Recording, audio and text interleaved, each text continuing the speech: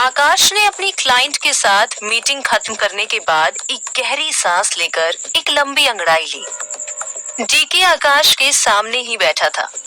उसने एक फाइल आकाश की तरफ बढ़ाते हुए कहा, सर, मैंने रिया का पूरा बैकग्राउंड चेक कर लिया है। बचपन में अनाथ थी। उसके बाद कपूर ने उसे गोद ले लिया। पढ़ाई के नाम पर कपूर ने रिया को कॉलेज में सिर्फ एडमिशन दिलवाया। अपनी ट्यूशन फी रिया ने स्कॉलरशिप लेकर की है। लेकिन कमाल की बात यह है सर कि टॉपर होने के बावजूद रिया को कॉलेज से निकाल दिया गया था। फिर इसी वजह से कपूर ने रिया को घर से निकाल दिया। रिया ने अपने टैलेंट के बलबूते पर नौकरी हासिल की और पिछले 2 साल से यहाँ है। और अभी जब कपूर को ओबरॉय से वादा निभाना था तो वो रिया को घर वापस ले आई ताकि उसकी शादी आपसे कर सके। वो कपूर ही थे जिन्होंने रिया को आपसे शादी के लिए फोर्स किया था। मुझे रिया के बारे में ऐसा कुछ भी नहीं मिला जो हमारे लिए कोई प्रॉब्लम खड़ी करे। आकाश ने फाइल डीके को वापस देते हुए उससे कहा, बुलाओ उसे। वहीं आकाश के ऑफिस में बाहर बैठी रिया ने मन ही मन में कहा, हे भगवान, ये बात मैं कैसे भूल गई। कल रात आकाश ने मुझसे पूछा था कि मैंने उससे शादी क्यों की। इसका मतलब वो जानता है कि मैंने उसकी व्हीलचेयर के साथ फेरे लिए थे। क्यों ये सब जानकर अनजान बन रहा है? आखिर क्या चाहता है वो मुझसे? रिया ये सब सोच ही रही थी कि डीके ने आकर रिया को अंदर बुलाया। रिया के अंदर आते ही आकाश ने अपनी टेबल के नीचे से रिया का पर्स रिया को देते हुए कहा, थैंक यू बोलो डीके को, तुम्हारा पर्स ढूंढ कर लाया है वो। रिया अपना पर्स देखकर खुश हो गई और उसने डीके को थैंक यू कहा और फिर अपना पर्स चेक करने लगी। डीके ने कहा, मिस रिया, चिंता मत करो, आपके बैग के अंदर जो भी सामान है किसी ने कुछ भी नहीं लिया। रिया ने अपने पर्स से 3 लाख रुपए निकालकर आकाश को देते हुए कहा, मिस्टर ओबेरॉय, ये लीजिए आपके पैसे, बाकी के 2 लाख मैं आपको इंस्टॉलमेंट में देती हूँ। आकाश ने पैसे गिने बिना ही टेबल में ही रख दिए और रिया से कहा, सुनने में आया है कि हाल ही में तुमने शादी की है।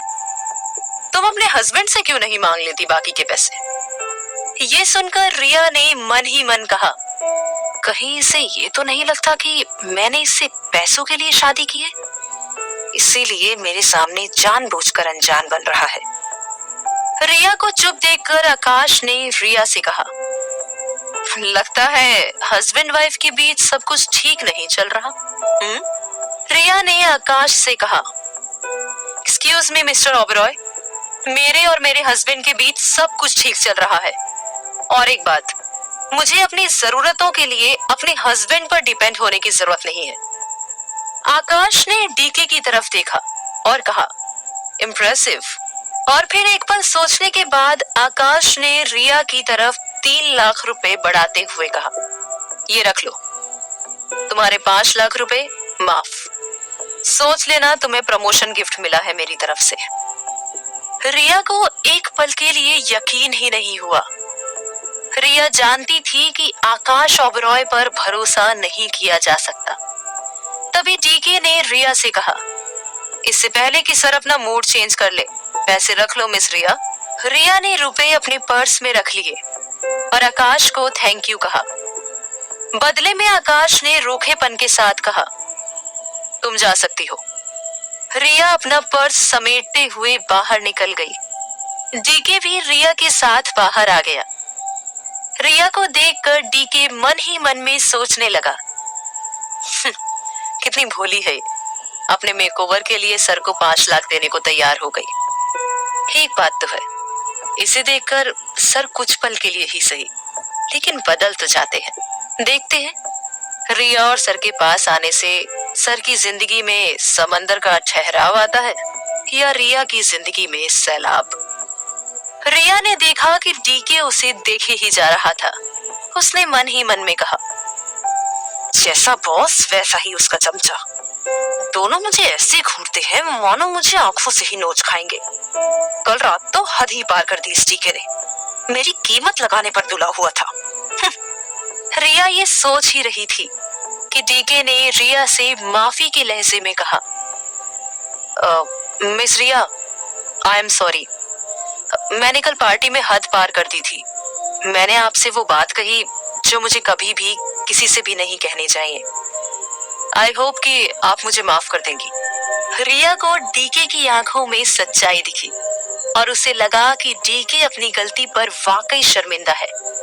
रिया ने डीके से कहा, ठीक है डीके, अगर आपने अपनी गलती मान ली है तो मैंने आपको माफ कर दिया है। ये सुनकर डीके के चेहरे पर मुस्कान आ गई। डीके रिया को थैंक यू कहकर वापस अंदर चला गया। वहीं अंदर आकाश ऑनलाइन मीटिंग में बिजी था, लेकिन बाहर सोफे पर सोई रिया बार बार उसका ध्यान खींच रही थी। उसने अपना चेहरा अपने हाथ पर रखा हुआ था। इसकी वजह से उसका आधा चेहरा ढका हुआ था और बाकी के चेहरे पर रिया की जुल्फें लटकी हुई थी। सामने से आती हुई हवा जब जब रिया की जुल्फों को उड़ा रही थी, तब तब आकाश का ध्यान मीटिंग से हटकर रिया के चेहरे पर जा रहा था। रिया गहरी नींद में थी। नींद में उसने देखा कि वो अभी भी शादी के मंडप में थी, लेकिन इस बार उसने वही ड्रेस पहनी हुई थी जो उसे आकाश ने गिफ्ट की थी, और इस बार सेहरा पहने दूल्हा भी मंडप में था। रिया धीरे से मंडप में बढ़ रही थी और किसी ने दूल्हे को भी मंडप में ढकेल दिया। रिया ने शर्माते हुए दूल्हे की तरफ देखा। उसने देखा कि दूल्हे ने चमकदार जूते पहने हुए थे, वही जूते जो उसने आकाश के पैरों में देखे थे। तभी रिया की मांग में दूल्हे ने सिंदूर भरा और फिर दोनों ने 7 फेरे लिए। फेरे के बाद रिया ने दूल्हे का चेहरा देखना चाहा, लेकिन दूल्हे ने अभी भी सेहरा बांधा हुआ था। रिया को दूल्हे का इस तरह चेहरा ढकना रास नहीं आया। उसने दूल्हे से कहा, आप अपना सेहरा क्यों नहीं उठाते? इस बात पर दूल्हा हंसने लगा और उसकी हंसी धीरे धीरे बढ़ने लगी, और एक पल के बाद दूल्हे की हंसी सुनकर रिया के कानों में दर्द होने लगा। रिया ने गुस्से में दूल्हे से चिल्लाकर कहा, मुझे पता है कि तुम आकाश ओबरॉय हो और तुम जानबूझकर मेरे सामने नहीं आ रहे। और फिर रिया की नींद खुल गई। रिया के चेहरे पर पसीना था और वो घबराई हुई थी। रिया को इस वक्त किसी ऐसे की जरूरत थी जो उसे गले लगाए और शांत करे, लेकिन ऐसा उसका कोई भी नहीं था। माँ बाप ने उसे छोड़ दिया था, बस एक पति था उसके पास जो उसका होते हुए भी उससे बहुत दूर था। अंदर केबिन में बैठा आकाश समझ गया था कि रिया शायद किसी डरावने सपने में जगी है। उसका मन हुआ कि जाकर रिया को कन्फ्रंट करे। वहीं रिया ने अपना फोन उठाया और फोन पर डेटिंग ऐप खोल दी। डेटिंग ऐप पे रिया ने अमीगो नाम के एक शख्स का चैट विंडो खोल लिया। रिया के लिए अमीगो एक अनजान शख्स था जिसे ना कभी उसने देखा था और ना ही कभी उससे मिली थी, लेकिन वो अमीगो ही था जिसे रिया अपने मन की बातें बता दिया करती थी, और अमीगो उसको बिना जज किए उसकी बातें सुनता था। रिया ने देखा कि काफी लंबे वक्त से उसने अमीगो को रिप्लाई नहीं किया था। अमीगो ने उसे मैसेज में कहा था कि वो उससे मिलना चाहता है। रिया को समझ ही नहीं आया कि उसे अमीगो को क्या रिप्लाई देना चाहिए। तभी आकाश अपने केबिन से बाहर आया और उसकी नजर रिया के फोन की स्क्रीन पर पड़ी। स्क्रीन देखकर आकाश को ये समझते देर नहीं लगी कि रिया ने डेटिंग ऐप खोली हुई है। आकाश ने घृणा के साथ मन ही मन में कहा, शादी होकर डेटिंग ऐप यूज कर रही है? रिया, तुमने मुझे डिसअपॉइंट कर दिया। और फिर आकाश वापस अपने केबिन में चला गया। वहीं रिया को एहसास भी नहीं हुआ कि आकाश, जो शायद उसे कंफर्ट देने आया था, उसे डेटिंग ऐप पर देखकर उसके बारे में राय बनाकर वापस जा चुका था। कुछ देर बाद रिया को गिन्नी का कॉल आया। जैसे ही रिया ने गिन्नी का कॉल उठाया, गिन्नी रोने लगी। रिया एक पल के लिए घबरा गई। उसने गिन्नी को चुप कराते हुए कहा, गिन्नी, तू क्यों रो रही है? चुप हो जा। गिन्नी का रोना बंद ही नहीं हो रहा था। रिया ने फिर से गिन्नी से कहा, गिन्नी, तू बता क्यों नहीं रही है? क्या हुआ है? गिन्नी ने रोते रोते रिया से कहा, रिया, उस पुलिस वाले से मेरा ब्रेकअप हो गया यार। ये सुनते ही रिया ने लंबी सांस ली और कहा, यार तू तो डरा ही देती है। साल में इतने दिन नहीं जाते जितने तेरे ब्रेकअप और पैचअप होते हैं। गिन्नी ने और जोर से रोते हुए कहा, यार तू मेरे रिलेशनशिप को कभी सीरियसली लेती ही नहीं है। रिया ने गिन्नी को चुप कराते हुए कहा, अच्छा चुप हो जा, मैं आ रही हूँ तुझसे मिलने, साथ में बातें भी करेंगे और लंच भी। गिन्नी ने रोते रोते रिया से कहा, ठीक है तो प्लीज आ जा। ये कहते ही गिन्नी ने फोन रख दिया। वही रिया अंदर आकाश के केबिन की तरफ देखकर कुछ सोचने लगी और फिर वही अंदर आ गई। अंदर आते ही रिया ने आकाश से कहा, मिस्टर ओबेरॉय, क्या मैं अपनी दोस्त के साथ लंच के लिए जा सकती हूँ? आकाश ने एक पल के लिए मन ही मन कुछ सोचा और फिर रिया को देखकर कहा, ठीक है। रिया आकाश के केबिन से बाहर आ गई और उसने मन ही मन कहा,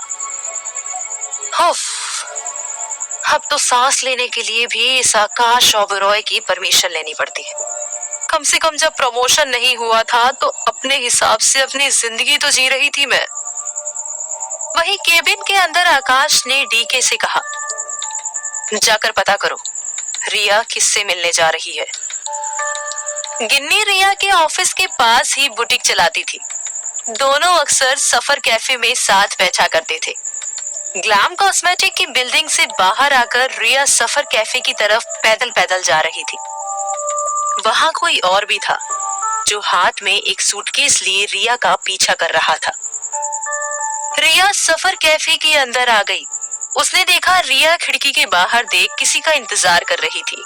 रिया विंडो के पास वाली सीट पर आकर बैठ गई, जहां से वो गिन्नी के बुटीक को साफ देख सकती थी। वहीं वो शख्स भी सफर कैफे के अंदर आ गया। उसने देखा रिया खिड़की के बाहर देखकर किसी का इंतजार कर रही थी।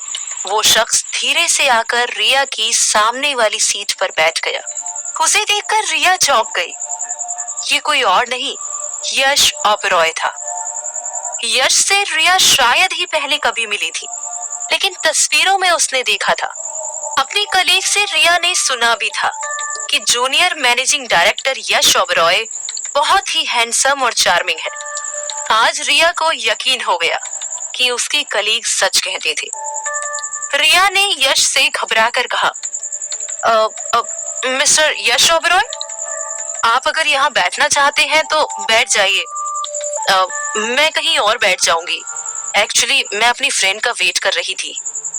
रिया सीट से उठकर जाने ही वाली थी कि यश ने कहा, मिस रिया, मुझे तुमसे ही बात करनी है, बैठो। ये सुनकर रिया चौंक गई और असमंजस में यश के सामने बैठ गई। यश ने रिया से कहा, तो रिया, कैसा लग रहा है तुम्हें आकाश ओबेरॉय की असिस्टेंट बनकर? रिया ने मन ही मन सोचा कि आकाश के कजिन के सामने उसकी बुराई करना ठीक नहीं, इसलिए उसने मुस्कुराते हुए यश से कहा, मैं बहुत खुश हूँ मिस्टर ओबेरॉय। तभी यश ने सूटकेस खोला और रिया की तरफ बढ़ाते हुए कहा, चलो तुम्हें और भी खुश कर देता हूँ, ये तुम्हारे लिए है। इसके बदले में तुम्हें आकाश ओबेरॉय की पल पल की खबर मुझे देनी होगी। रिया सूटकेस में इतने पैसे देखकर दंग रह गई। एक पल के लिए रिया को कुछ समझ ही नहीं आया कि उसके साथ अचानक ये क्या हो रहा है। वहीं कैफेटेरिया के बाहर से डीके ने यश को रिया को पैसे का ऑफर करते हुए देख लिया और डीके ने फोन पर आकाश को सब कुछ बता दिया। क्या रिया यश का साथ देकर आकाश की जासूसी करेगी? क्या होगा जब आकाश रिया और यश की मीटिंग के बारे में जानेगा? जानने के लिए सुनते रहिए बंदनी।